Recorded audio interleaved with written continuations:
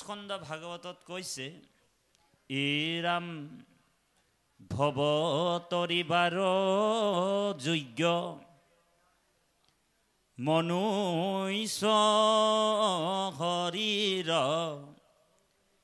বিষয় বাতাসা পায়া কৰিলা অস্থিৰ ভৱতৰিবাৰ যোগ্য মনুষ্য শৰীৰ বিষয় বাতাসা পাই কৰিলা অস্থিৰ। গতিকে এই কথাটোকে হিৰণ্যকশিপুৰে ভক্ত প্ৰহ্লাদৰ অত্যন্ত হৰিভক্তি দৰ্শন পাই তেওঁৰ অকণমান সন্দেহ উৎপন্ন হৈ গ'ল যে পুত্ৰকাৰ বোলে দৈত্যৰ আৰু নাম লৈছে কাৰ? ভগৱানৰ, যিজন মোৰ পৰম শত্ৰু। এইটো কেনেকৈ হ'ল? ইয়াৰ বিজ্ঞানটো তেওঁ উলিয়াব পৰা নাই। কি কাৰণে পৰা নাই? কি কাৰণে নাই পৰা প্ৰভু? ৰিচাৰ্চ কৰিব পৰা নাই হিৰণ্যকশিপুৰ। তাৰমানে হৃদয়ত যে ভগৱন্ত আছে এই কথাটো উপলব্ধি হিৰণ্যকশিপুৰে কৰিব পৰা নাই। ভগৱন্ত আমাৰ হৃদয়তে যে আছে, অবিদ্যাৰ কাৰণে অজ্ঞানৰ কাৰণে হিৰণ্যকশিপুৰে এই পাৰমাৰ্থিক দৰ্শনটো উলিয়াব পৰা নাই। আমাৰো অজ্ঞান আছে, অবিদ্যা আছে, বুজিছেনে প্ৰভু? আমাৰ অবিদ্যা আছে, আমিও হিৰণ্যকশিপুৰ হৈ আছো।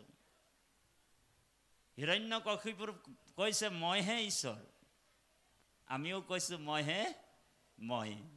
একেটাই কথা, পাৰ্থক্য আছে বাৰু।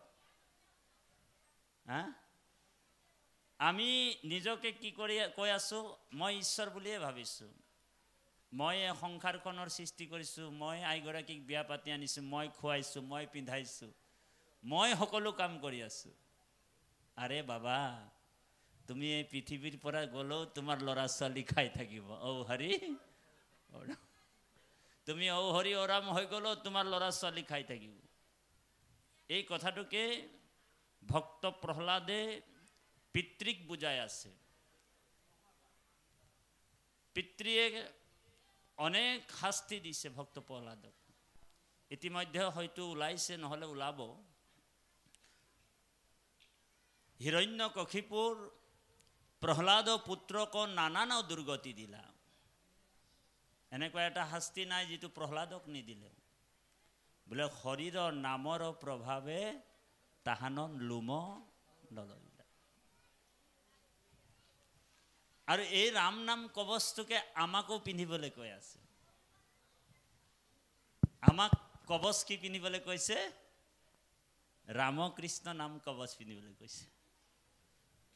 ৰামকৃষ্ণ নাম অভেদ কবচ, সদায় যিটো জন পিন্ধই, তিনি গুণ বৃত্তিশয় অস্ত্ৰৰ প্ৰহাৰে আক তাক নিবিন ধয়। ৰামকৃষ্ণ নাম কবচটো আমাক পিন্ধিবলৈ কৈছে, কিন্তু আমি কি কবচ পিন্ধিছোঁ? কি কবচ পিন্ধিছোঁ? যে আমি ডিঙিত এটা ঔ হৰি ঔ ৰাম তাবিজ, কঁকালত তাবিজ, হাতত তাবিজ, আঙুলিত বোলে আঙুঠি। আজি ভাগৱতৰ পৰা আমি যদি শ্ৰৱণ কৰিম শুদ্ধভাৱে দেই,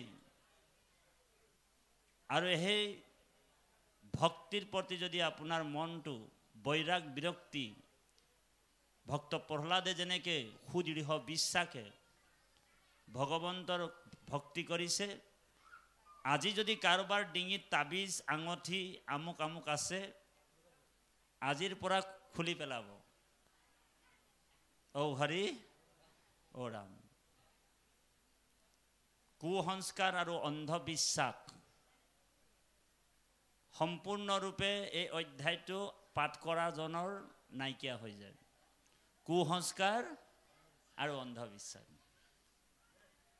এতিয়া সমাজৰ মানুহবিলাকে আমি কুসংস্কাৰ আৰু অন্ধবিশ্বাসতে পৰি আছোঁ বেছিকৈ, হয়নে?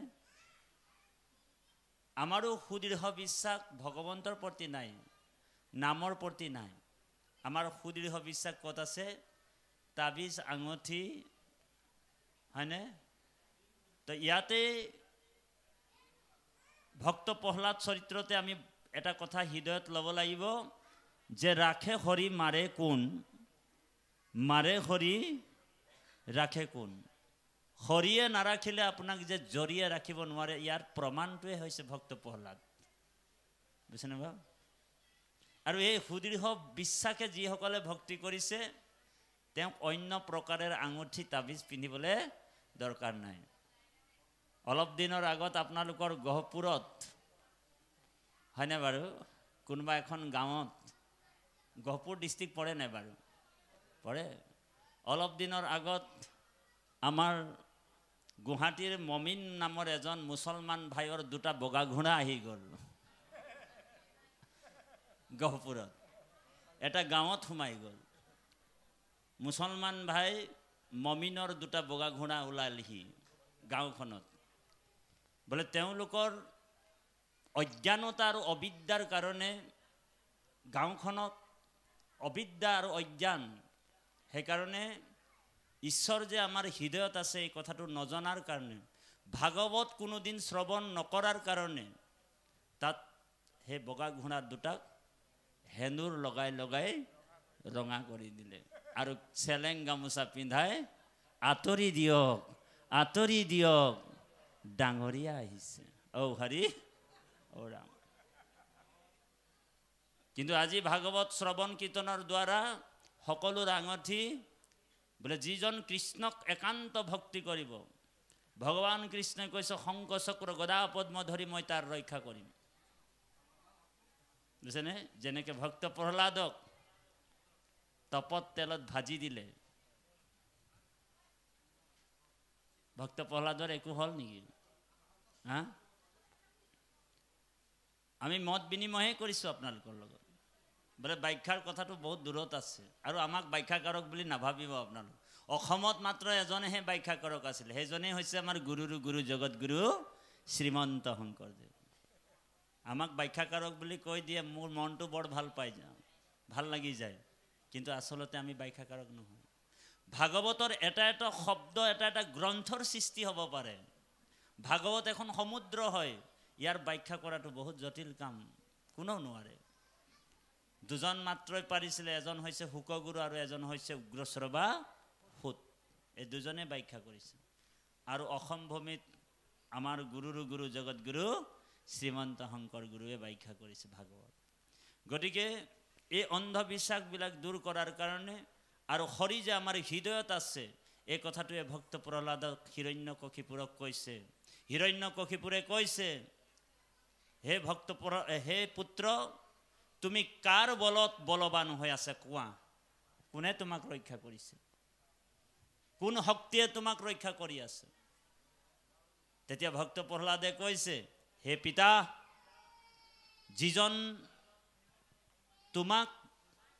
যিজনৰ শক্তিত তুমি বলৱান হৈ আছা সেইজনে মোকো ৰক্ষা কৰি আছে। তো হিৰণ্যকশিপুৰে কৈছে যে মই যে সেইজনক দেখা নাই, তুমি যে দৰ্শন পাইছা। হে পিতা, তোমাৰ হৃদয়ত কৃষ্ণ আছে। হৰি সৰ্বত্ৰ ঈশ্বৰ সৰ্বে ভূতেশ্ব ভূতাত্মা অৱস্থিত। বিষ্ণু ইদম জগত, গোটেই জগতত তেওঁ বিৰাজমান হৈ আছে, সমস্ত ভূততে পৰিপূৰ্ণ ৰূপে ভগৱান আছে। বোলে এই খুঁটাটোত বোলে হয়, এই খুঁটাটোতো আছে। তেতিয়ালৈকে কিন্তু হিৰণ্যকশিপুৰ সেই খুঁটাটোত নাছিল, স্তম্ভটোত ভগৱন্ত নাছিল। ভগৱন্ত ক'ত আছিলে জানেনে?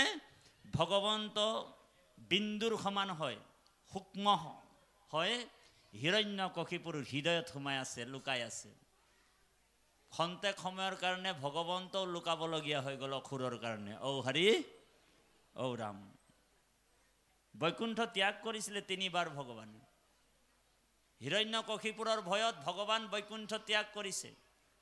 নাৰদ গৈ গৈ বৈকুণ্ঠত বিচাৰি থাকে, প্ৰভু আপুনি কলৈ গ'ল? প্ৰভু আপুনি কলৈ গ'ল? আৰু যেতিয়া হিৰণ্যকশিপুৰক বধ কৰিলে, বধ কৰাৰ পিছত নাৰদে লগ পালে, প্ৰভু আপুনি ক'ত গৈছিলে? 3 দিন গৈছোঁ বৈকুণ্ঠ, খালী খালী পাইছোঁ।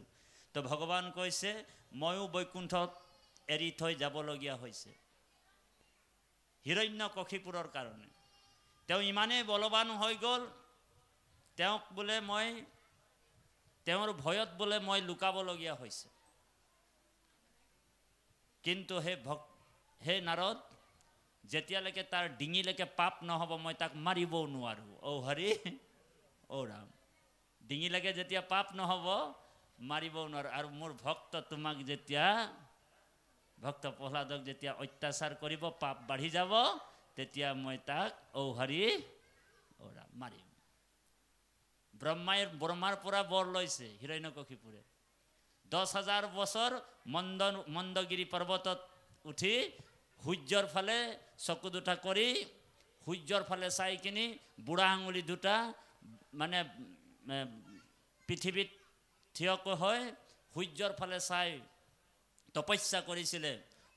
এনেকা তপস্যা, প্ৰবল তপস্যা কৰিলে বোলে শৰীৰৰ মাংসবিলাক নাইকিয়া হৈ গ'ল, অকল হাড়কেইটাত ৰাজহাড়ৰ ৰজ্জু নামৰ ঠাইত আত্মাটো সোমাই গ'ল। এই মূৰটোত জুই ওলাইছে। ব্ৰহ্মাই আহি কিনি অভিষেক পানী তেওঁক ছটিয়াই আকৌ হিৰণ্যকশিপুৰক 10,000 বছৰ তপস্যাৰ ফলত ব্ৰহ্মাই বৰ দিলে। হিৰণ্যকশিপুৰে বহুত চতুৰ খটালে। প্ৰথম অৱস্থাত কৈছে মই অজৰ অমৰ হোৱাৰ বৰ দিয়া, মোক এনেকা এটা বৰ দিয়া যাতে মই কোনোদিন নমৰোঁ। তো ব্ৰহ্মাই কৈছে যে এই সৃষ্টিত যিমান প্ৰাণী আহিছে সকলো মৰিবই লাগিব। জন্ম চ মৃত্যু ধ্ৰুৱ, জন্ম হ'লে মানুহ মৰিব লাগিব। এইটোক মৰ্ত্যধাম বুলি কৈছে। তেতিয়া সেই হিৰণ্যকশিপুৰে বিজ্ঞান খটালে।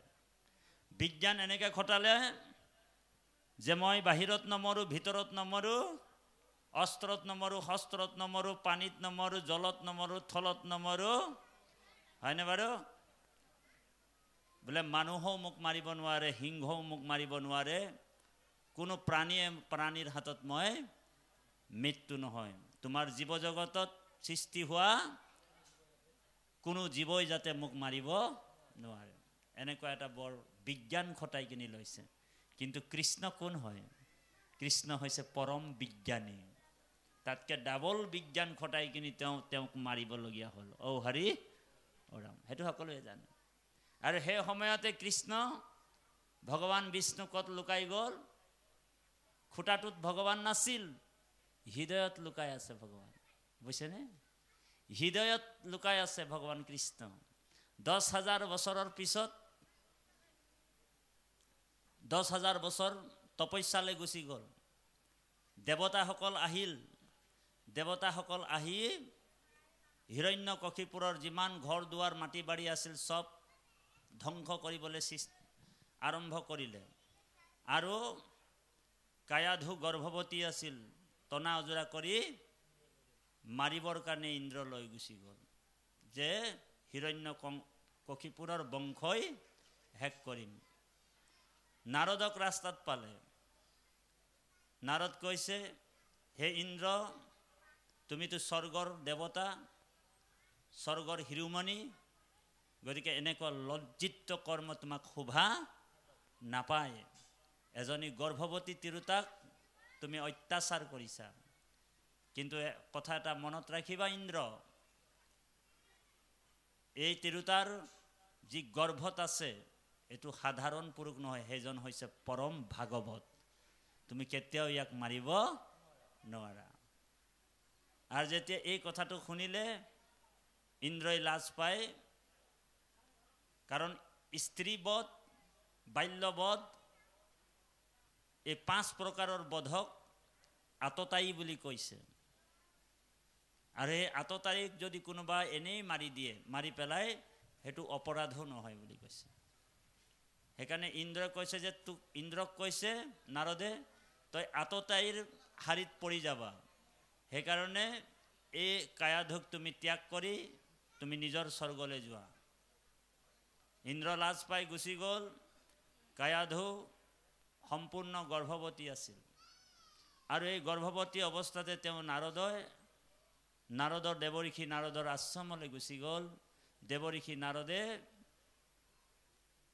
ভগৱন্তৰ গুণনাম শ্ৰৱণ কীৰ্তন কায়াধুক শ্ৰৱণ দিয়াইছিলে। কায়াধুৱে সদায় আগধৰাত বহে। যিমান নাৰীসকল আছিল দেৱঋষিৰ আসনত, দেৱঋষিৰ আশ্ৰমত আহিছিলে, সকলো ৰাইজকে তেওঁ ভগৱন্তৰ ভক্তি মহিমা লীলা চৰিত্ৰৰ কথা কয়। তেতিয়া কায়াধুৱে কিন্তু বহুত চতুৰ এজনী তিৰোতা আছিল। তেওঁ সদায় আগধৰাত বহি ভগৱন্তৰ গুণনাম শ্ৰৱণ আৰু কীৰ্তন শ্ৰৱণ কৰে, বুজিছেনে? সেইকাৰণে আমাৰ আই মাতৃসকলকো আমি অনুৰোধ জনাইছোঁ, নৱপ্ৰজন্মৰো জনাইছোঁ আৰু সমস্ত আই মাতৃকে আমি সেৱা জনাইছোঁ, যাতে আপোনালোক ৰসত চতুৰ হ'ব, সদায় আগধৰাতে বহি যাতে কৃষ্ণ কথা শ্ৰৱণ কৰিব পাওঁ, এই আশাৰে ভাগৱতলৈ আহিব। ঔ হৰি ঔ ৰাম। সেইকাৰণে তিনিটা বস্তু মহাপুণ্যৰ ফলত লাভ হয়। এক হৈছে মহাপুণ্যৰ ফলত সাধুৰ সংগ হয়, মহাপুণ্যৰ ফলত সুপুত্ৰ পায় ভক্ত প্ৰহ্লাদৰ নিচিনা, আৰু মহাপুণ্যৰ ফলত সুভাৰ্যা পায় এগৰাকী ধৰ্মপৰায়ণী ভক্তিপৰায়ণী পত্নী পাবৰ কাৰণে মহাপুণ্য লাগিব বুলি কৈছে। কিন্তু যিগৰাকী পত্নী আপুনি ভাগৱতলৈ আহিছে,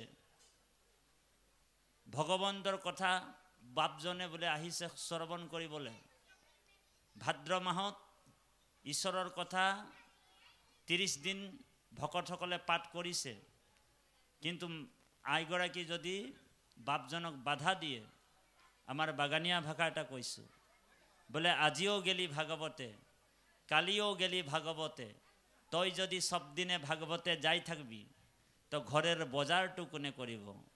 এনেকুৱা যদি আই এগৰাকী পাই গ'ল, তেনেহ'লে বোলে ঔ হৰি ঔ ৰাম হৈ যাব, বুজিছেনে?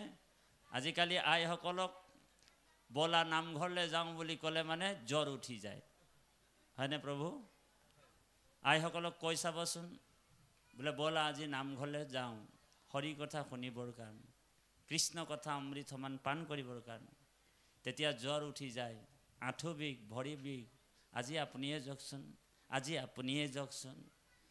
আৰু কেনেবাকৈ যদি আইগৰাকী ক'ব হৰি আজি বোলে শ্বপিং কৰিবলৈ যাওঁ ব'লা, তেতিয়া আইগৰাকী বোলে 2 মহল বিল্ডিং বোলে উঠি যাব, ভৰি বিষ আঁঠুৰ বিষ নাইকিয়া হৈ যায়। বোলে কি ৰকম ৰে মানুহবিলাক, এনেকুৱা হৈছেনে বাৰু? আপোনালোক চিন্তা কৰক। সেইকাৰণে মহাপুণ্যৰ ফলত সুভাৰ্যা পায় যিগৰাকী পত্নীয়ে বাপজনকো ভক্তি ধৰ্মৰ ফালে আগবঢ়াই দিয়ে। গতিকে আমাৰ আইসকল তেনেকুৱা নহয় আকৌ, ঔ হৰি ঔ ৰাম। আমাৰ নৱপুৰৰ আইসকল তেনেকুৱা নহয়। গতিকে ভক্ত প্ৰহ্লাদ জন্ম নোহোৱালৈকে 10 বছৰ যিহেতু হিৰণ্যকশিপুৰ তপস্যাত আছিল, নাৰদক অনুৰোধ জনাইছিলে কায়াধুৱে যে হে দেৱঋষি নাৰদ, মই যদি কেনেবাকৈ পুত্ৰ জন্ম দি গৃহলৈ যদি উভতি যাম, আকৌ ইন্দ্ৰই মোক ধৰি বান্ধি মাৰি পেলাব। সেই বুলি যেতিয়া বিনম্ৰভাৱে অনুৰোধ জনালে,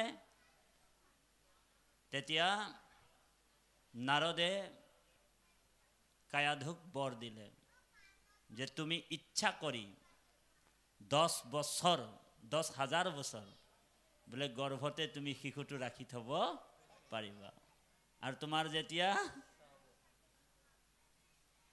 স্বামী যেতিয়া গৃহলৈ আহিব তেতিয়া তুমি জন্ম দিবা ভক্ত প্ৰহ্লাদক, বুজিছেনে? গতিকে সেইটোৱে হৈছে এজন ধৰ্মপৰায়ণী নাৰীৰ চৰিত্ৰ কায়াধু। আৰু কায়াধুৱে গৰ্ভত যেতিয়া ভক্ত প্ৰহ্লাদ আছিল, তেতিয়া ভগৱন্তৰ গুণনাম নাৰদে 9 বিধ ভক্তিৰে ভগৱন্তই নাৰদে হৰিৰ চৰ্চা কৰিছিলে। কি নবিধ ভক্তি? বোলে শ্ৰৱণম কীৰ্তনম বিষ্ণুস্মৰণম অৰ্চনম বন্দনম দাস্য সাক্ষ্য আত্মনিবেদনম ইতি পুমাচাপিত বিষ্ণু ভক্তি চেনবলক্ষণ। শ্ৰৱণম কীৰ্তনম বিষ্ণু স্মৰণম অৰ্চনম বন্দনম দাস্য সাক্ষ্য আত্মনিবেদনম ইতি পুমাচাপিত বিষ্ণু ভক্তি চ নবলক্ষণ। গতিকে এই নবিধ ভক্তি ভক্ত প্ৰহ্লাদে গৰ্ভতে শ্ৰৱণ কৰি আছে, গৰ্ভতে শ্ৰৱণ কৰিলে। তাৰপিছত হিৰণ্যকশিপুৰ যেতিয়া আহিল, ভক্ত প্ৰহ্লাদক আঁঠুত লৈ যেতিয়া পুত্ৰক মৰম চেনেহ কৰিবলৈ আৰম্ভ কৰিছে, কোৱা পুত্ৰ তুমি কেনে আছা, তুমি কি কৰি ভাল পোৱা, তুমি কি খাই ভাল পোৱা? তো ভক্ত প্ৰহ্লাদে কৈছে যে মই ভাল পোৱা বস্তুটোৱে হৈছে কোন বাৰু? ভগৱানৰ ভক্তি কৰি ভাল পাওঁ, হৰিক ভজি ভাল পাওঁ, হয়নে? সাত্বিক আহাৰ খাই ভাল পাওঁ, দৈত্য আহাৰ। এতিয়া আমাৰ যে আইসকল বাপসকল আমি যে এতিয়াও যে পাহৰা নাই, মাছ মাংস খাবলৈ পাহৰা নাই, কিহৰ কাৰণে? কাৰণ আমাৰ আহাৰটোৱে গণ্ডগোল, আমাৰ আহাৰটোৱে গণ্ডগোল। কিন্তু বেদত কৈছে আহাৰ শুদ্ধয়ো সতৌ শুদ্ধি, সতৌ শুদ্ধি ধ্ৰুৱা স্মৃতি, স্মৃতি লম্ভে সৰ্বগ্ৰন্থি বিপ্ৰ মুখ্য। সাত্বিক আহাৰ খালেহে সাত্বিক বুদ্ধি হয়। আহাৰৰ পৰাইহে আমি সৃষ্টি হৈছোঁ। আমাৰ পিতাই আহাৰ খাই কিনেহে আমাক সৃষ্টি কৰিছে, হয়নে? আমাৰ পিতা যদি মাছ মাংস চব খাই কিনি ঔ হৰি ঔৰাম কৰি আমাক সৃষ্টি কৰিছে, তেনেহ'লে আমাৰ অকণমান 20% হ'লেও সংস্কাৰটো থাকিব, ঔ হৰি ঔ ৰাম, বুজিছেনে? মানে টাইমে টাইমে আমাৰো অকণমান ল'বলৈ মন গৈ থাকে। তাঁতি বাপৰ বেছিয়ে যায়, কাৰণ বাগানৰ পৰিৱেশৰ পৰা অহা। ঔ হৰি ঔ ৰাম। আপোনালোকৰ মন নাযায়, কাৰণ আপোনালোকৰ পূৰ্বৰ পৰাই সংস্কাৰ আছে, হয়নে? প্ৰাক জন্মানি অনুশিক্ষিতম। আপোনাৰ পূৰ্বৰ পৰাই সংস্কাৰ আছে। আপোনালোকৰ জন্মই হৈছে কীৰ্তন ঘোষা ভাগৱতৰ মধ্যত। আপোনালোকৰ মায়ে যেতিয়া আপোনালোকক কোলাত লৈ শুৱাইছিলে, তেতিয়া এষাৰ প্ৰাৰ্থনা গাই গাই শুৱাইছিলে। সকলোৱে গাব, ইয়ে যাদৱ যদু নন্দন, ইয়ে মাধৱ ইয়ে মধুসূদন, ইয়ে তুমি নিত্য নিৰণ জননাৰায়ণ, তোমাতে লৈলো শৰণ। কোলাত লৈ লৈ আপোনালোকৰ পিতৃ মাতৃয়ে যাদৱ যদু নন্দন মাধৱ মধুসূদন বুলি শুৱাইছিলে নে? কিন্তু তাঁতি বাপক তেনেকৈ শুৱা নাছিলে তাৰ মাকে। কি বুলি শুৱাইছিলে জানেনে? বোলে জিলেইলে জিলেইলে আয়ো আয়ো জিলেইলে, জিলেইলে জিলেইলে বুলি শুৱাইছিলে। সেইকাৰণে আমাৰ সংস্কাৰটো নায়েই, কিন্তু আপোনালোকৰ পৰাই আমি সংস্কাৰ পাইছোঁ। আনু যত পাপিনৰ কৃষ্ণ সেৱকৰ সংগত পবিত্ৰ হয়। এতিয়া আমি পাঠ ভিত্তিত আলোচনা কৰিম, তাৰপিছত আমাৰ বাপজনে আকৌ পাঠৰ মাজত সোমাই যাব। ইয়াতে হিৰণ্যকশিপুৰে কৈছে,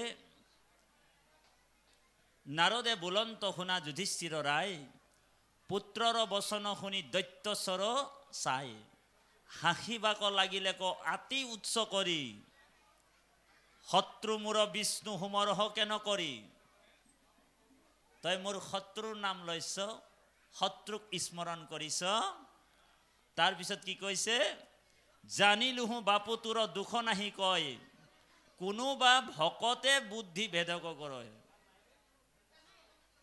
তোমাৰ এই বুদ্ধিটো কোনোবা ভকতেহে ভেদ কৰিছে কোনোবা ভকতৰ সং পাইছ চাগে তই সেইকাৰণে তোমাৰ বুদ্ধিটোত ভগৱন্তৰ নাম সোমাই গ'ল ইয়াত এটা তাত্ত্বিক কথা আছে আমাৰ যুৱক যুৱতীসকলক আমি ভকতৰ সংগত আনিবলৈ যত্ন নকৰোঁ তোমালোক এতিয়া ভালকে পঢ়ি লোৱা হয়নে বাৰু তাৰপিছত কি হ'ব অলপ দিনৰ পিছত চাকৰি এটা পাবা টকা ঘটি লোৱা তাৰপিছত যেতিয়া তোমালোক ৰিটায়াৰ হ'বা 60 বছৰ পাৰ হ'ব তাৰপিছত হৰি ৰাম নামঘৰলৈ লাহে ধীৰে আহিবা হয়নে আমাৰ সেইকাৰণে পুথিগত শিক্ষাটো আমাক যুৱ প্ৰজন্মক কেতিয়াও আধ্যাত্ম জগতত আনিব নোৱাৰে পুথিগত শিক্ষাই আপোনাক সংস্কাৰ কৰিব নোৱাৰে পুথিগত শিক্ষাই আমাক অধোগতিলৈ নি আছে হয়নে বাৰু যেতিয়ালৈকে আমি ল'ৰা ছোৱালীক যুৱক যুৱতীক যদি আধ্যাত্ম দৰ্শন নিদিওঁ আধ্যাত্ম জ্ঞান নিদিওঁ তেতিয়ালৈকে আমাৰ ধৰ্ম কিন্তু পৃথিৱীত শূন্য হৈ যাব চিন্তা কৰিব বাপ সমস্ত মনত ৰাখিব কথাটো ভক্ত প্ৰহ্লাদক কিন্তু দৈত্যই হিৰণ্যকশিপুৰে কৈছে সবালোক যি শিকাবে বুলয় তাহাক শুন পুত্ৰ বাপময়ী দেউ তোক হাক শিশু অৱস্থাৰ পৰা যিটো শিকোৱা হয় সেই কথাটো কিন্তু একেবাৰে হয়তো বৃদ্ধলৈকো মনত ৰাখিব পাৰে শিশু অৱস্থাৰ পৰাও শিকালে বৃদ্ধ বয়সলৈকে মনত থাকে সেইকাৰণে কৃপালু বাপাই সমস্ত আপোনালোককো আমি অনুৰোধ জনাইছোঁ আপোনালোকৰ ল'ৰা ছোৱালীবিলাকক আপোনালোক ইমান ভক্তি ধৰ্ম নিশিকালেও এটা কথা আপোনালোক কিন্তু শিশুসকলক শিকাব বোলে সেই কথাটো কি যে জগতৰ যিজন ঈশ্বৰ যিজন কৃষ্ণ যিজন পৰমাত্মা ভগৱান কৃষ্ণৰ ভক্তিটো কিন্তু শিকাব তাৰপিছতে আপোনালোক জগতৰ গুৰুক চিনাকি কৰি দিব ইমানকণ কৰি ৰাখিব কৃষ্ণ বুলি শিকাই দিব যে ভকতক দেখিলে কৃষ্ণ বুলি ক'বা খাওঁতে তোমালোক কৃষ্ণ বুলি খাবা বহুত বেছি শিকাব নালাগে এই কথাবিলাকে তেওঁলোক যেতিয়া ডাঙৰ দীঘল হ'ব তেতিয়া সেই কথাবিলাকে মনত ৰাখিব মোৰ পিতৃয়ে মোক কৃষ্ণ বুলি কৃষ্ণ এক দেৱ দুখহাৰী কাল মায়াদিৰো অধিকাৰী শুন পুত্ৰ বাপতই মিত্ৰ কোন জানো মহাশত্ৰু বিষ্ণু মূৰ তাকে মিত্ৰ মান যিটো জনে তোক ইটো দেই কুবুদ্ধিক মুহুৰ আগত বাপ নকহ কি ক তোমাক যিজনে মোৰ শত্ৰুৰ নাম ল'বলৈ শিকাইছে তুমি তাৰ নামটো কৈ দিয়া ভক্ত প্ৰহ্লাদে কি ক'ব ইয়াৰ পিছত আমাৰ বাপজনে অকণমান পাঠভাগৰ মাজত সোমাই যাবলৈ সেয়া জনাইছে কৃষ্ণ কৃষ্ণ হে ৰাম যাহাৰ মায়াই খবে বিমুহী তহুয়া পুত্ৰ কলত্ৰক মানে আপোন কৰিলা এ ৰাম সামান্য প্ৰাণিত গয়া আত্মাবোধ ধিহয় তাহান মায়াক কেহু নেদেখে নিশ্চয় এৰাম মোহ হুয়া সংসাৰত উপজা মৰা অহংকাৰে বদ্ধ হুয়া সংসাৰে ভ্ৰমা এৰাম হেন ভগৱন্ত কক ৰহু নমস্কাৰ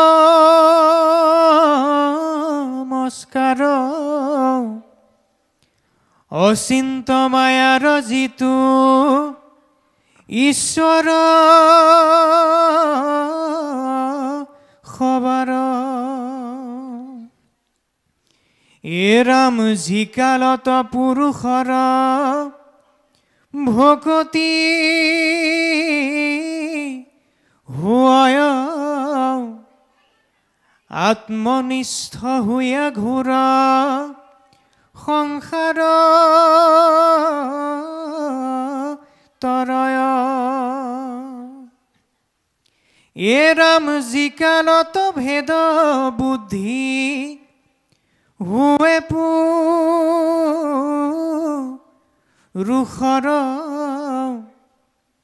পশু বুদ্ধি প্ৰায় সিটো অধম পামৰ এৰাম সংসাৰত নাহি আৰ তাহাৰ নিস্তাৰ উপজি উপজি ঘোৰ ভুঞ্জিবে নিকাৰ এৰাম নুহিকে আশ্চৰ্যতান মায়াৰ মোহত ব্ৰহ্মা আদি দেৱ মোহ হুয় সতত এৰাম তাহাৰ হেতুক কহো শুনিও নিশ্চয় অঘটনো ঘটায় কৃষ্ণ কৃপাময় এৰাম এতেকে সে দুখ ৰূপে জানন যায় তান মহিমাক বৰ্ণাই বাৰশ নাই এৰাম বুলিবা বিকাৰৰ হিত ঈশ্বৰৰ কেন মতে মতি ভেদ ভৈল নিৰন্তৰ এৰাম যেন জ্বৰ লোহায় স্কান্তৰ ওচৰে আপুনি ভ্ৰময় শ্ৰভাৱতে নিৰন্তৰে সেহি চক্ৰপাণি মূৰ মতিক নিশ্চয় ভেদ ভেদ কৰিৰন্ত ভাগ অন্ত কৃপাময় বুলিবা সনিধৃতে মতি ভেদ ভৈলা কোনো ভাগুদয় খে মত ৰূপ কৈলা প্ৰহ্লাদক খণ্ডামৰকে গৃহক আনিলা হাঁহিয়া মধুৰ বাক্য তাহান্তে পুছিলা দুইজন শিক্ষাগুৰুৱে ভক্ত প্ৰহ্লাদক তেওঁলোকৰ নিজৰ ঘৰত আনি হাঁহি মুখেৰে ভক্ত প্ৰহ্লাদক সুধিছে কি হে বৎস প্ৰহ্লাদ কুশল হৌক তুত কথা পশু মিছা নকৈবি আমাতো। ভক্ত প্ৰহ্লাদক কৈছে তই কিন্তু আমাক মিছা কথা নকবি, সত্য কথা কবি দেই বোপা। কি বুলি কৈছে? অত্যন্ত বালক তই তুহুৰ নিশ্চয়, ইমত কিহক বুদ্ধি ভৈল বিপদজয়। তোমাক আমি শিকাও বেলেগ, তুমি কোৱা বেলেগ, তোমাৰ এই বুদ্ধিটো ইমান বিপৰ্যয় কিয় হ'ল? এই কথাটো কিন্তু আমি দুইজন বুজি নাপালোঁ। কিবা তোৰ বুদ্ধি পৰে ভেদ কৰিলেক, নুহি তোৰ আপোনাৰ স্বভাৱে ভয় ল'ব। তোমাৰ এইটো নিজৰ স্বভাৱত হ'ল নে কোনোবা তোমাৰ এই বুদ্ধিটোৰ কিবা বেলেগ বস্তু সোমোৱাই দিলে? এতিয়া আমাৰো কিছুমানে বুদ্ধিটোত কিবা কিবি সোমাই দিলে নহয়, সোমাই দিয়ে, সেইটোকে আমি আৰম্ভ কৰি দিওঁ নহয়। আমি যে কিছুমান মানুহক অকাৰণতে নিন্দাও কৰি দিওঁ, হয়নে বাৰু? নজানি কিনি কাকো আমি একো তাৰ বিষয়ে নাজানো, কিন্তু আমি দুনিয়াভৰৰ তেওঁৰ নিন্দা কৰিছেনে, এইটো কাম কৰিলে দেই, হয় নেকি, এইটোতো আগৰ পৰাই মই চিনি পাওঁ তাক। আহি গ'ল আৰু নিন্দা লাগি গ'ল। এই নিন্দা কৰোঁতে মানে সেইকাৰণে আচলতে নিন্দা কাকো কৰিবই নালাগে। নিন্দা আমি কাকো কৰিব নালাগে। যি আত্মজ্ঞানী হয়, যি আত্মৰাম হয়, সেইজন কাকো নিন্দা নকৰে। তাৰ ওপৰত এটা কাহিনী কৈ দিম। কৃষ্ণ নিন্দা কৰাজনৰ কেনেকৈ অপৰাধ হয় তাৰ ওপৰত এটা কাহিনী ক'ম। এদিন এজন ৰজা আছিল। ৰজাজনে মানে ভকত ভোজন কৰাই বহুত ভাল পায় দেই, ভকত ভোজন কৰাই বহুত ভাল পায়। এদিন কি হ'ল, ৰজাজনে, আমি যে নিন্দা কাকো কৰিব নালাগে তাৰ ওপৰত কাহিনীটো কৈছোঁ দেই। পৰচৰ্চা পৰনিন্দা মহাপাপ, সেইটো কাৰো কৰিব নালাগে। কাৰণ সকলোৰ আত্মাতে ৰাম আছে। আমি আত্মৰাম হ'ব লাগিব। কৃষ্ণ ভৱপন্না, যেনেকৈ ভক্ত প্ৰহ্লাদে কৃষ্ণ ভৱপন্না হৈ সমস্ত জগততে হৰিময় দেখিছে। যত দেখা চৰাচৰ হৰিময় নিৰন্তৰ, হৰিবিনে নাহিকে পৃথক। যিজনে ভকতিহীন সি দেখে হৰিক ভিন্ন, হৰিৰ মায়ায়ে তাক মোহে। সেইকাৰণে যিজন ভকত হৈ যায় সেইজন কাৰো নিন্দা নকৰে। তাৰ ওপৰত এটা কাহিনী কৈছোঁ। এজন ৰজা আছিল। ৰজাজনে মানে ভকত ভোজন কৰাই খুব ভাল পায়, মানুহক খুৱাই খুব ভাল পায়। কিছুমান মানুহ আমাৰ গাঁৱতো তেনেকৈ থাকে চাবচোন। তেওঁ নামঘৰলৈও নাহে, প্ৰাৰ্থনাও নকৰে, পূজা অৰ্চনাও নকৰে, কিন্তু বছৰেকৰ মূৰত, মাহে মূৰত, ছমাহৰ মূৰত এনেকুৱা শিশুসকলক মাতি আনিব বা ভকতসকলক মাতি আনিব আৰু ধুনীয়াকৈ ভালকৈ তেওঁ ভক্তি সহকাৰে ভোজন কৰায়। সেইটোতে তেওঁ ঈশ্বৰ সেৱা ভক্তি লাভ কৰে। সেই ৰজাজনো মানে তেনেকুৱা ধৰণৰ ৰজা আছিল। তেওঁ ভকত ভোজন কৰাই খুব ভাল পাইছিলে। মন্ত্ৰীক উপদেশ দিলে, হৰা মন্ত্ৰী তুমি এটা কাম কৰা। মন্ত্ৰীয়ে ক'লে, কি কাম? তুমি গোটেই ৰাজ্যত তুমি নেগেৰা ঢোল মৃদংগ বজাই ডিক্লাৰ কৰি দিয়া, মোৰ গৃহত, মোৰ ৰাজ্যত যিমান প্ৰজা আছে, ধনী দুখীয়া যিমান আছে, 3 দিন ধৰি কাৰো চৌকা জ্বলাব নালাগে। 3 দিন ধৰি মোৰ বোলে ৰাজসভাতে সকলো ভোজন কৰিব। তাৰপিছত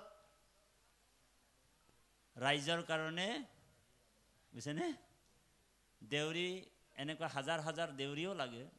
তথাপিও মানে চিলেকশ্যন যিসকলক কৰিছে, আৰু আমাৰ বাপক যেনেকৈ দেউৰী, প্ৰায় দেউৰী কাম কৰি ভাল পায় বাপে, এনেকুৱা দেউৰী ভাল ভাল মানে নিৰ্বাচন কৰি মুকলি পথাৰত মানে মুকলি পথাৰত একদম ডাঙৰ ডাঙৰ বৰ্তনত খাদ্য বস্তু তৈয়াৰ কৰিছে 56টা ব্যঞ্জন বনাইছে ভকত ভোজন কৰাইছে মানে ধনী দুখীয়া সবেই সেই ৰাইজৰ যিমান প্ৰজা আছিল সকলো আহিল আৰু দেউৰীয়ে ধুনীয়াকৈ খুৱাই আছে সবকে দেউৰীয়ে কিন্তু কথাটো নাজানে মুকলি পথাৰত আহাৰ ৰন্ধন কৰিছিলে সেই সময়তে মানে এজনী চিলনীয়ে এটা ফেটি সাপক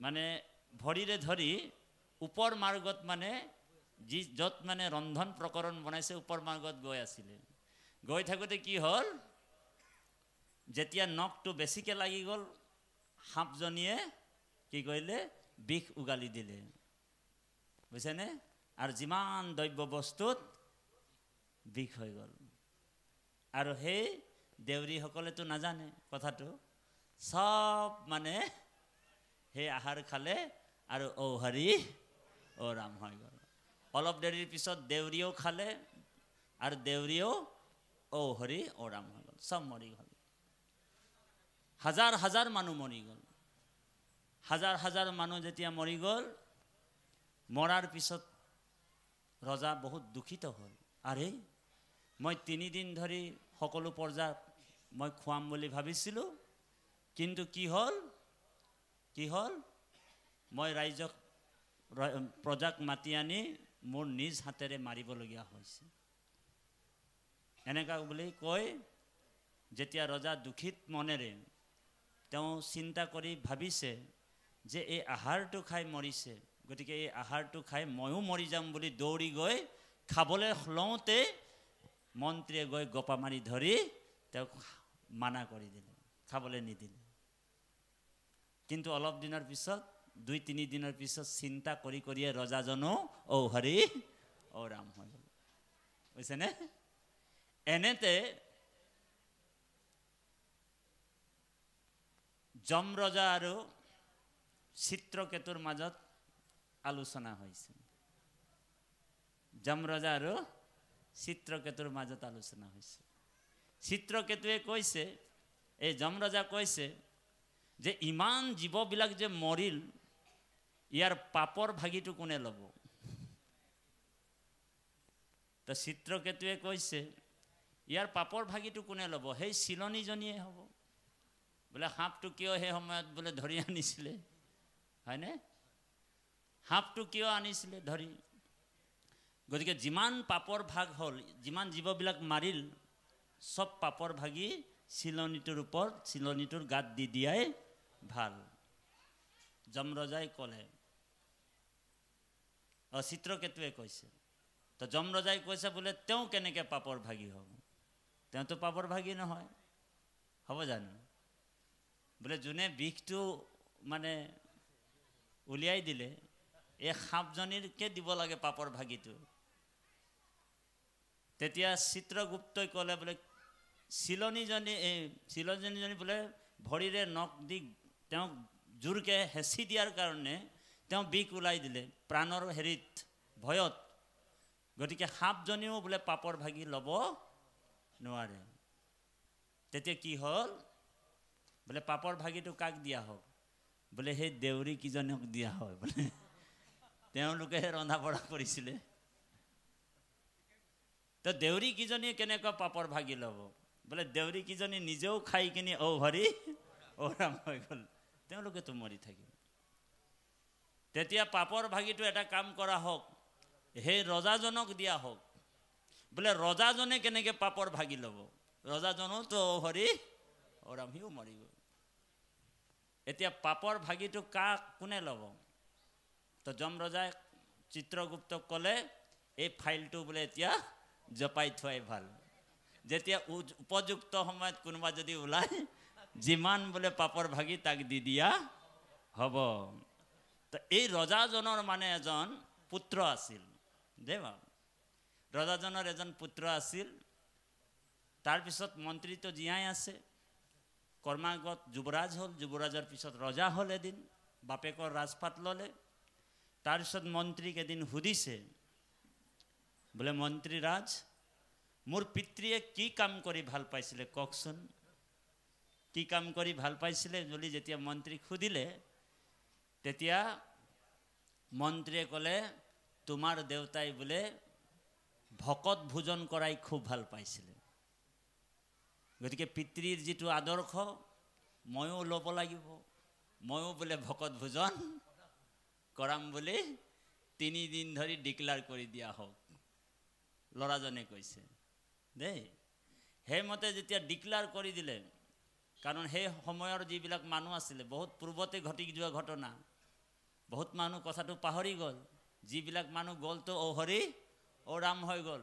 এনেতে কি হ'ল, যেতিয়া ডিক্লেয়াৰ কৰিবৰ সময়ত ঢাক ঢোল লৈ যে আজি আমুক ৰজাৰ পুত্ৰই বোলে 3 দিন ধৰি একদম ধুনীয়াকৈ ভকত ভোজন কৰাব, 56টা ব্যঞ্জনেৰে ভোজন কৰাব, সেই বুলি যেতিয়া ডিক্লেয়াৰ কৰি দিলে, সেই সময়ৰ মানে এজন ব্ৰাহ্মণ মানে অন্য মানে গাঁৱলৈ ভিক মাগিবলৈ গৈছিলে। তেওঁ মানে ৰজাৰ এই নিমন্ত্ৰণত অহা নাছিলে, তেওঁ মানে জীয়াই থাকিলে, মানে বাকী চব অ হৰি অ ৰাম, সি জীয়াই আছিলে মানুহটো দেই।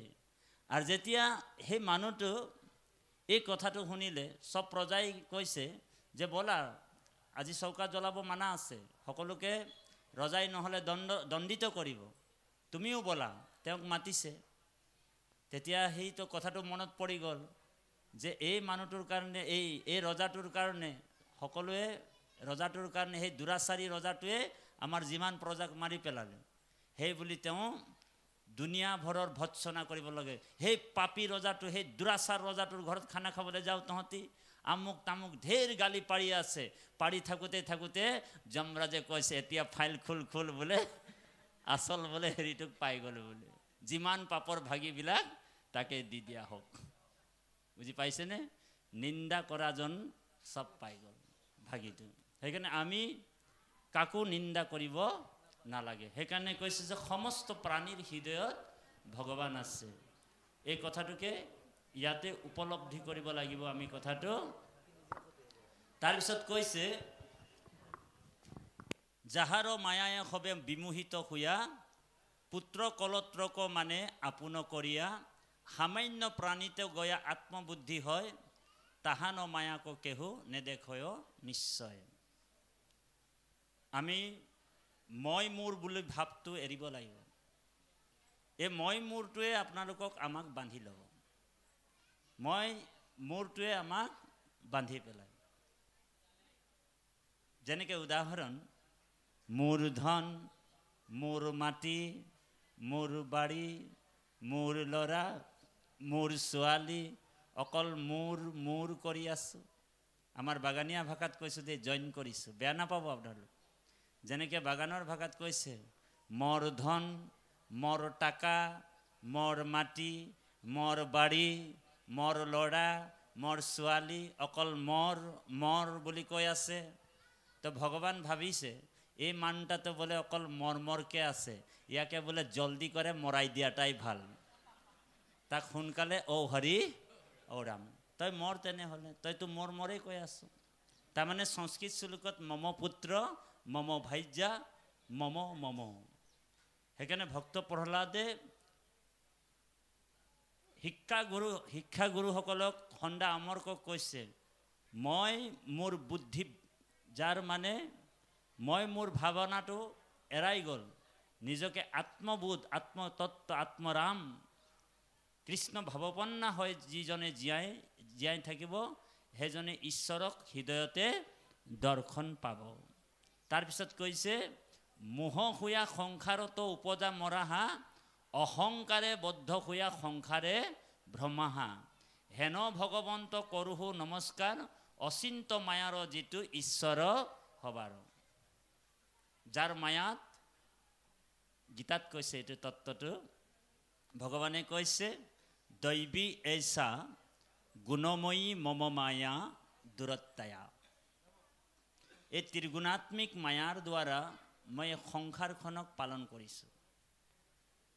এই সত ৰজ তমৰ যোগেদি মানুহ জীৱবিলাকক মই পৰিচালনা কৰি আছোঁ এই সত ৰজ তমৰ আৰু যিজন মোৰ ওচৰত আশ্ৰয় লয় যিজনে কায় বাক্য মনে মোৰ চৰণত আশ্ৰয় লয় সেইজনৰ ভগৱানে কৈছে মোৰ মায়াৰ পৰা তেওঁ বাচিব পাৰিব যিজনে কায় বাক্য মনে আশ্ৰয় লৈছে সেইজন ব্যক্তিয়ে মোৰ এই প্ৰবল মায়াৰ পৰা বাচিব পাৰে নহলে ঔ হৰি ওৰাম তেওঁক বান্ধি দিব যেনেকৈ উদাহৰণ দি দিছোঁ যেনেকৈ এক নদীৰ মানে নদীত নামি গ'ল এজন জালুৱা জাল মাৰিবৰ কাৰণে দেই জালুৱা এজন নদীত নামি গ'ল জাল মাৰিবৰ কাৰণে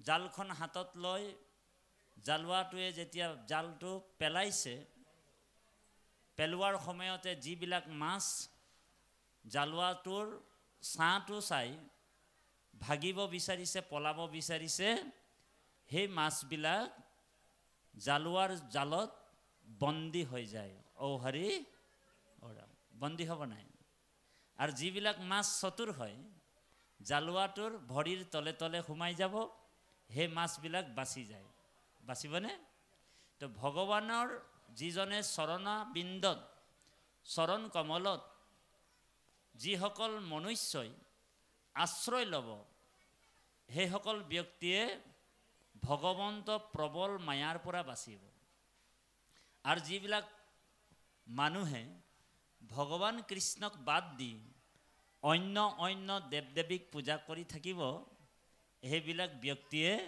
ভগৱন্তৰ প্ৰবল মায়াত বন্দী হৈ যাব সেইকাৰণে ভাগৱতত আছে ইয়ে অবস্তু ক দেখাবন্ত ইয়ে বস্তু কয়াবৰি ইয়েহি হে মুহুৰ মায়া জানা নিষ্ট কৰি ভগৱন্ত মাধৱৰ অভয় চৰণে শৰণে পখিলা যিটো কায় বাক্য মনে ঈশ্বৰ মাধৱ তাংক কৰিলন্ত দায়া তৰয় দুৰ্ঘুৰ ইটো ঈশ্বৰৰ মায়া গতিকে আমি সুদৃঢ় বিশ্বাসে আমি ভগৱানক ভক্তি কৰিব লাগিব বিশ্বাস তিনি প্ৰকাৰ এক হৈছে অকল বিশ্বাস দুই নম্বৰ দৃঢ় বিশ্বাস তিনি নম্বৰ হৈছে সুদৃঢ় বিশ্বাস কিন্তু চাৰি নম্বৰ বিশ্বাসটো আমি বেছি কৰোঁ অন্ধ বিশ্বাস এই অন্ধ বিশ্বাসটো আমাৰ শৰণ লোৱাৰ পিছতো আমাৰ আজিলৈকে এৰাব পৰা নাই আঁতৰাব পৰা নাই অন্ধবিশ্বাসত আমি বেছিকৈ সোমাই থাকোঁ এই কাহিনীটোৰ প্ৰায় চৰ্চা চলি থাকে বাৰু তপস্যা দানৰ ফল কিবা হুয়াশয়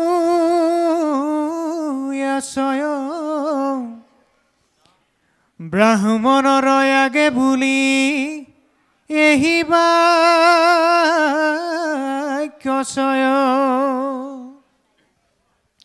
এ ৰাম মৌন হুয়া ৰহিলা প্ৰহ্লাদসু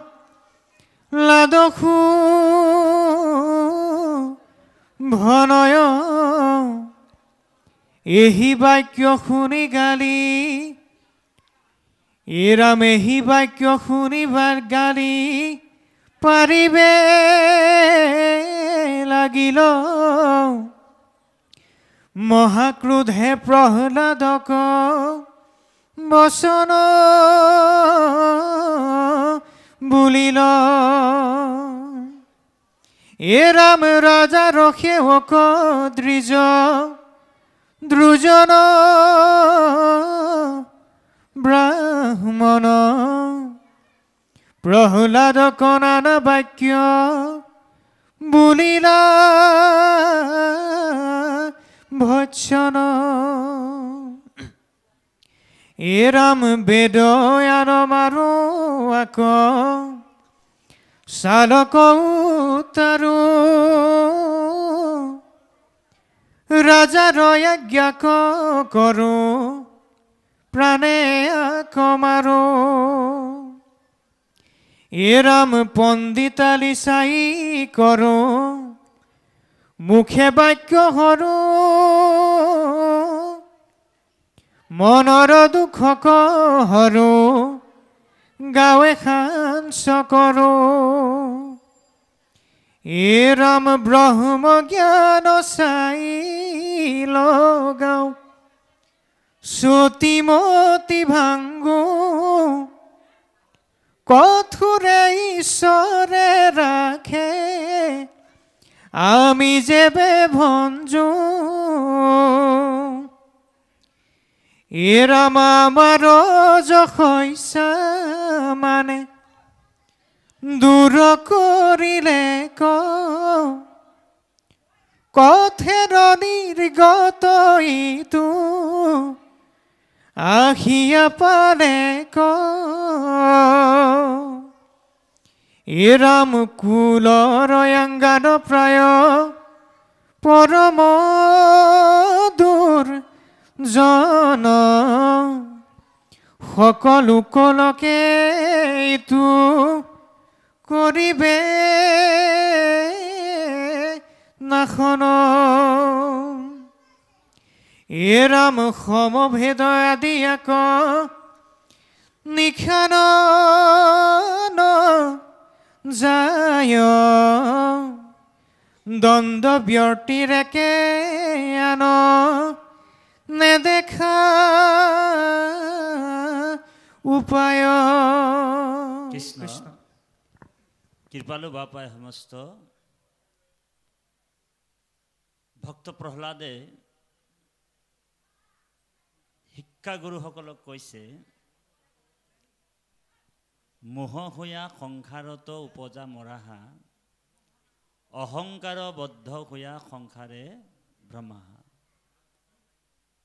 হেন ভগৱন্ত কৰোঁ নমস্কাৰ অচিন্ত মায়াৰ যিটো ঈশ্বৰ হবাৰ তাৰপিছতে কৈছে যিকালত পুৰুষত ভকতি হয় আত্মনিষ্ঠ হোৱা ঘোৰ সংসাৰত ৰয়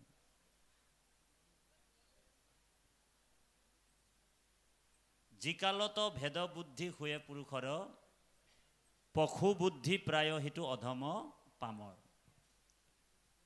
যিকালত আমাৰ ভেদ বুদ্ধিবিলাক দূৰ হ'ব তেতিয়া আমি আত্মজ্ঞান লাভ কৰিব পাৰোঁ আৰু যি কালত বোলে ভেদ বুদ্ধিবিলাক আহি আছে হয়নে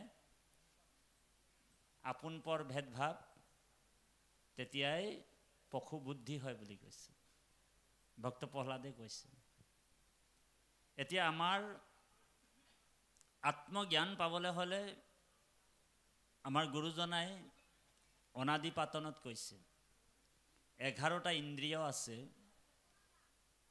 11টা ইন্দ্ৰিয়ই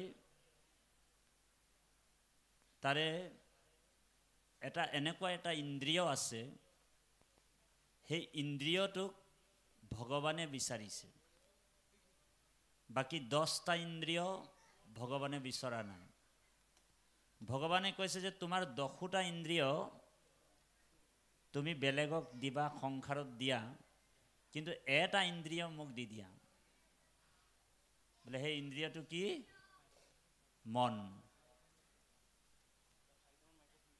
বেছেনে বা এই মন ইন্দ্ৰিয়টো মোক দি দিবা ভগৱানে আমাৰ পৰা একো নিবিচাৰে মনটো আমি ঈশ্বৰক যদি লগাব পাৰো তেতিয়া আমাৰ নিজে নিজে 10টা ইন্দ্ৰিয় গৈ কত লাগি যাব ঈশ্বৰৰ ভক্তিত লাগি যাব স্বভাৱত লাগি যায় আৰু মনটো যদি আমি ভগৱানক নিদি 10টা ইন্দ্ৰিয় যদি দি দিওঁ তেতিয়া কি হ'ব বিপৰীত হ'ব হয়নে সেইকাৰণে বিন্দু উপনিষদত কৈছে মনো এব মনুষ্যানাম কাৰণম বন্ধা মোক্ষয় মনো এব ধ্যান দি শুনিব বৰ গুৰুত্বপূৰ্ণ কথা মনো এব মনুষ্যানাম কাৰণম বন্ধা মোক্ষয় মনটোৱে আমাক খুলিবও পাৰে আৰু মনটোৱে আমাক বান্ধিবও পাৰে। আমাৰ পৰম শ্ৰদ্ধাৰ বাপজন মোৰ ফালে চাই থকাটো সকলোৱে দেখিছে যে বাপজনে মোৰ ফালে চাই আছে, কিন্তু মনটো ইয়াত নাথাকিব পাৰে। মনটোৱে গৰুজনী পানী খালে নে নাই, হয়নে? বোলে ঘৰটোত তলা মাৰি আহিছিলে, চুৰ সোমাইছে নেকি কেনেবাকৈ, তাৰ ওপৰতো এটা কাহিনী ক'ম দে বাৰু। মনটো আমাৰ যেনি তেনি যাব পাৰে। সেইকাৰণে মহাভাৰতৰ শকুনিয়ে কৃষ্ণক এটা সাংঘাতিক প্ৰাৰ্থনা কৰিছে। ধ্যান দি শুনিব। মহাভাৰতৰ শকুনিক সকলোৱে বেয়া পায় যে শকুনিৰ কাৰণে গোটেই মহাভাৰতৰ যুদ্ধখন লাগিল, হয়নে?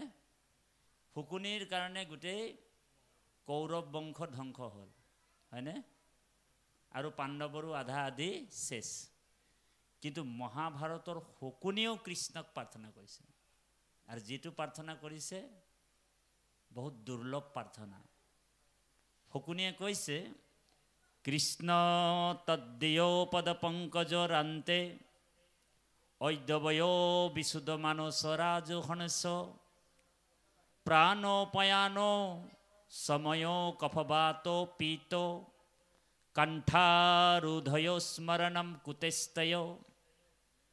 ভগৱান কৃষ্ণক শকুনিয়ে কৈছে, সকলোৱে গাব, মহাপুৰুষ মাধৱদেৱে অনুবাদ কৰিছে, হে কৃষ্ণ তজু পাদ পদ্ম এ পঞ্জৰ ভিতৰে ও মোৰ মন এ ৰাজহংস পক্ষী থাকুক প্ৰভু সৰ্বথা। এ প্ৰাণ পয়ানৰ সময়ত এ কফবাত পীত হিয়াদি যত এ কণ্ঠ নিৰোধনে তোমাৰ স্মৰণ কথা। মহাভাৰতৰ শকুনিয়ে কৈছে যে হে কৃষ্ণ তজু পাদ পদ্ম পঞ্জৰ ভিতৰে মোৰ মন। বোলে প্ৰভু, এই মোৰ মনটোৱে গোটেই গণ্ডগোল লগাই আছে, হয়নে? গতিকে এই মনটো বোলে ৰাজহাঁহৰ নিচিনা, যেনি তেনি উৰিব বিচাৰে। বোলে এটা কাম কৰক প্ৰভু, তোমাৰ পাদপদ্ম পঞ্জৰৰ ভিতৰত মোৰ মনটোক বন্দী কৰি লওক। তেতিয়া ভগৱানে কৈছে, কিয় বন্দী কৰিম? তেতিয়া শকুনিয়ে কৈছে, প্ৰভু বোলে মোৰ মনটো যেতিয়া তোমাৰ ওচৰত বিক্ৰী হৈ থাকে, তেতিয়া বোলে অন্তিম সময়ত বোলে মোক হয়তো 3টা যমদূতে ধৰি ল'ব, কফ বাত পিত। তেতিয়া মই তোমাৰ নাম স্মৰণ কৰিব পাৰিব নেকি? যিমানে ৰিহাৰ্চল কৰিলেও অন্তিম সময়ত 3টা যমদূত যেতিয়া ধৰি ল'ব, তেতিয়া নাম স্মৰণ হয়তো নহ'ব পাৰে।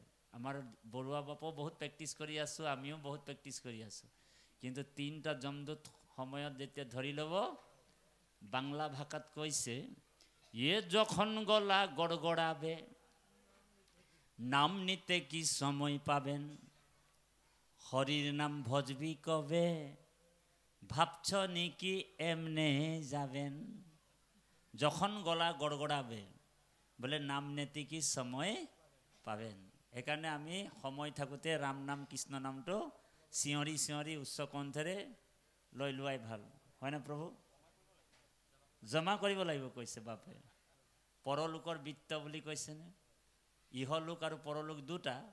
বোলে ইহলোকৰ টকাবিলাক আপোনাৰ সকলোৱে দেখিছে, চবে গমও পায়, আপোনাৰ ল'ৰাই গম পায়, ছোৱালীয়ে গম পায়, আইগৰাকীয়ে গম পায় যে ইয়াৰ ওচৰত 1 লাখ টকা আছে, 2 কোটি টকা আছে।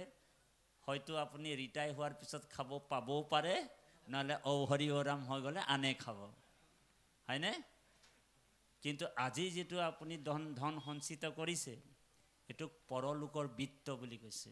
এই ধনটো আমাৰ বাপজনে সুন্দৰভাৱে গীতাৰ এটা তত্ত্বলৈ বুজাই দিলে, অথনিয়া আমি আহোঁতে সোমাওঁতেই কৈছে। এই ধনটো কি হ'ব?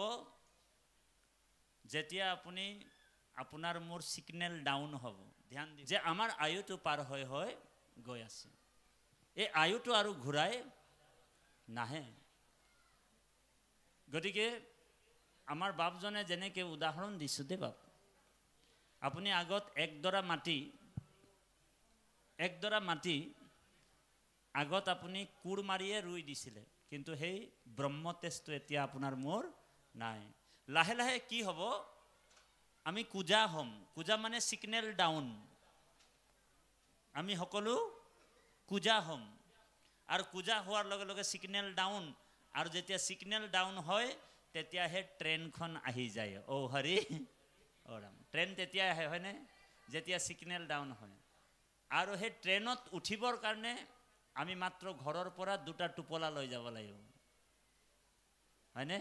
এ যত খানসা ধন ধান পুত্ৰ পৰিবাৰ, ভাগৱতে সিদ্ধান্ত দিছে, মৰিলে সংগে এক ৰতিও নাযায় বুলি কৈছে। সেই সময়ত আপুনি 2টা বস্তু নিব লাগিব, এটা পাপৰ টোপোলা, এটা পুণ্যৰ টোপোলা লৈ যাব লাগিব, ট্ৰেইনখনত উঠিব লাগিব।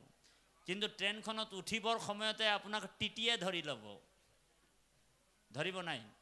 কিহৰ কাৰণে ধৰিব বাৰু কওকচোন? টিটিয়ে সদায় টিকেট বিচাৰে, কোলা ড্ৰেছ পিন্ধি থাকে, বগাৰ এনেকুৱা বগা ভিতৰত আৰু কোলা ড্ৰেছ, তাৰমানে সেই টিটিয়ে হৈছে যমদূত। আৰু টিকেটটো কি বোলে, আপুনি ৰাম নাম কৃষ্ণ নামটো লৈছেনো নাই? আৰু যদি ৰাম নাম কৃষ্ণ নামৰ টিকেটটো দেখাই দিলে, তেতিয়া ট্ৰেইনৰ ৰিজাৰ্ভেশ্যনৰ ডাবাত আপোনাক ধুনীয়াকৈ এচি ডাবাত বহুৱাই লৈ গুচি গ'ল। আৰু যদি ৰাম নাম কৃষ্ণ নামৰ টিকেটটো নাপালে আপোনাক ট্ৰেইনত উঠিব নিদিয়ে। গতিকে কৃপালু বাপাই সমস্ত সেই আত্মাৰূপী ভগৱন্তক ভক্ত প্ৰহ্লাদে কৈছে, হিৰণ্যকশিপুৰকো কৈছে, যিজন ঈশ্বৰ তোমাক বলৱান কৰি ৰাখিছে সেইজনে মোক ৰক্ষা কৰি আছে, যাৰ শক্তিত তুমিও বলৱান হৈ আছা সেইজন ঈশ্বৰে মোকো ৰক্ষা কৰি আছে। বোলে সেইজন ক'ত আছে? ঈশ্বৰ সৰ্বে ভূতেষু ভূতাত্মা অৱস্থিত, ভগৱান সকলোৰ হৃদয়ত আছে, পৰিপূৰ্ণ ৰূপে আছে দেই। এ বাহিৰে ভিতৰে জানা, এ সমস্ত ভূততে পৰিপূৰ্ণ ৰূপে আছে, মই মহেশ্বৰ যেন জগতত ব্যাপী, আছয় আকাশ হেহিমতে সমস্ততে কৰোঁ প্ৰকাশ। আমাৰ হৃদয়তে ভগৱান আছে। সেইকাৰণে বেদস্তুতিত কৈছে, হৃদয়ত আছা তুমি তোমাক নপাবে স্বামী, ভক্তি চাৰি বিষয় লোভত, কণ্ঠতে আছয় মণি তাকো বিস্মৰিয়া মানি, নজানি বিচাৰে বাহিৰত। ভক্ত প্ৰহ্লাদক উগ্ৰ মূৰ্তি ধৰি হিৰণ্যকশিপুৰ কৈছে, মই যে দেখা নাই ঈশ্বৰক, ক'ত আছে? তুমি যে দেখিছা। সেই সময়ত ভগৱান ক'ত সোমাই আছিলে? হিৰণ্যকশিপুৰৰ হৃদয়ত সূক্ষ্ম ৰূপ লৈ উপযুক্ত জাগা পাই কিনি সোমাই আছে। কিন্তু হিৰণ্যকশিপুৰ কিয় দেখা নাই? তেওঁ মই ঈশ্বৰ বুলি কৈ আছে, হয়নে? মোৰ নিচিনা মই ঈশ্বৰ বুলি ভাবি আছে। হিৰণ্যকশিপুৰৰ মূৰটো যেতিয়া ডুব খাব, ঈশ্বৰ হৃদয়ত আছে যে এই কথাটো তেওঁ উপলব্ধি কৰিব পাৰিব। কিন্তু হিৰণ্যকশিপুৰৰ কেতিয়াও মূৰটো ডুব নাখায়। আৰু আমাৰো যদি মূৰটো কোনো কাৰণতে ডুব নাখায়, সমাজত ডুব নাখায়, ভকতৰ ওচৰত ডুব নাখায়, তেতিয়ালৈকে আমিও ঈশ্বৰক দৰ্শন নাপাম। কিছুমান মানুহ চাব, সমাজত আহিলেও এনেকৈ ওপৰ মূৰে কৰি থাকিব, কৃষ্ণ বুলি ক'লেও কৃষ্ণ কৃষ্ণ এনেকৈ ক'ব, মূৰটো কেতিয়াও ডুব নাখায়। হিৰণ্যকশিপুৰৰ মূৰটো কোনোদিন ডুব খোৱা নাছিলে। যে কৃষ্ণ যে হৃদয়ত আছে কথাটো ডুব খালেহে দেখিব, হয়নে প্ৰভু? আৰু ডুব নাখালেতো দেখা নাপাব যে হৃদয়তে যে ভগৱান আছে, মই ঈশ্বৰ বুলি ভাবি আছিলে। গতিকে সেইকাৰণে ভক্ত প্ৰহ্লাদে কৈছে যে যিজন পৰমাত্মা সমস্ত ভূততে বিৰাজমান হৈ আছে, সেইজন আপোনাকো ৰক্ষা কৰি আছে মোকো ৰক্ষা কৰি আছে। গতিকে সেইজনৰ ওচৰত তোমালোকেও শিক্ষাগুৰুসকলক কৈছে তোমালোকেও সেইজন পৰমাত্মাকে ভজা। তেতিয়া সেই শিক্ষাগুৰুক দুজন সন্দা অমৰকৰ আৰু উগ্ৰমূৰ্তি ধৰি ল'লে। তাৰপিছত পাঠে কি ক'ব, পাঠৰ যোৱাৰ আগে আগে আমাৰ বৰুৱা বাপে এটা ছিগনেল দিছে যে এষাৰ নাম হ'ব লাগে। কাৰণ বৈকুণ্ঠৰ কল্পতৰু মহাভাগৱত ইহাৰ উত্তম ফল হৰিৰ নাম মাত্ৰ।